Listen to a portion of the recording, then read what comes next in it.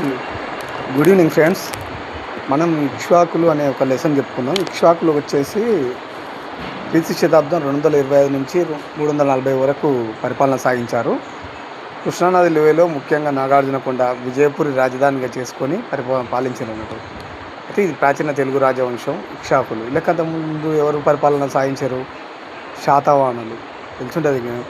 అందులో గొప్పవాడు గౌతమపుత్ర శాతకర్ణి, అల్లుడు అని ఇలా చాలా మంది గొప్ప గొప్ప రాజులు కూడా ఉన్నారు. యజ్ఞశ్రీ శాతకర్ణి అని వీళ్ళందరూ ఆ మూడో పులమాని ఓడించి ఈయన ఏం చేసిండు, వశిష్ఠ శాంతములుడు అనే ఆయన ఈ ఇక్ష్వాకు రాజుని స్థాపించడం జరిగింది.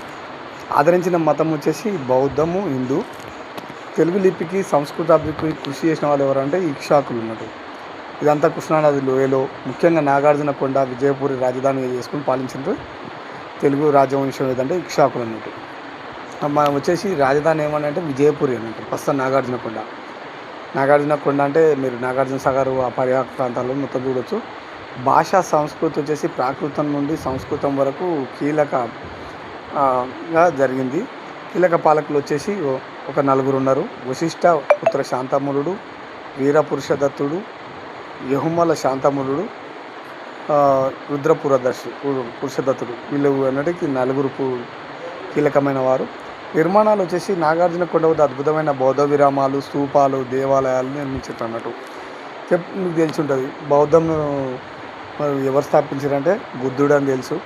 ఆయన అంతకుముందు ఒక రాజు. ఆయనకు 4 అంశాలు చూడడం వల్ల అంటే జీవితం మీద విరక్తి చెంది దాని మీద రోగి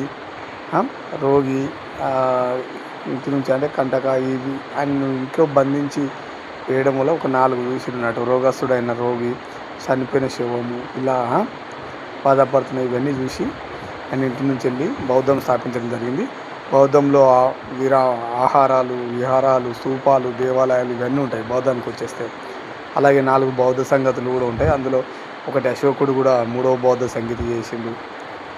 4వది కనిష్కుడు చేసిండు. అట్లా అజాతశత్రువు ఒకటి చేసిండు. ఇట్లా 4 బౌద్ధ సంగీతులు ఉంటాయి. దాని గురించి మనం చెప్పుకోవచ్చు. అయితే విదేశీ వాణిజ్యం కొరకు వీళ్ళు ఇక్ష్వాకులకు వచ్చేస్తే రోమన్ దేశంతో జరిగింది. రోమన్ బంగారు నాణాలు లభ్యమయ్యాయి. అలాగే వీళ్ళ వచ్చేసి ఘంటసాల, కొడ్డూరు, గుండూరు, మైసూరు, మచిలీపట్నం అనేది ఓడరేవులు ఉన్నది. ఇప్పుడు ఏమైనా నాగార్జునకొండ చెప్పినాక శూన్యవాదం సంబంధించిన ఆచార్య నాగార్జునుడు, భావ వివేకుడు, ఆర్యదేవుడు ప్రతిపాదించారు. అలాగే దిన్నగుడు వచ్చేసి ప్రమాణ సముచ్చయం, ఈశ్వరకృష్ణుడు వచ్చేసి సాంఖ్యసారిక గ్రంథము రచించడం జరిగింది. Thank you friends. Thank you.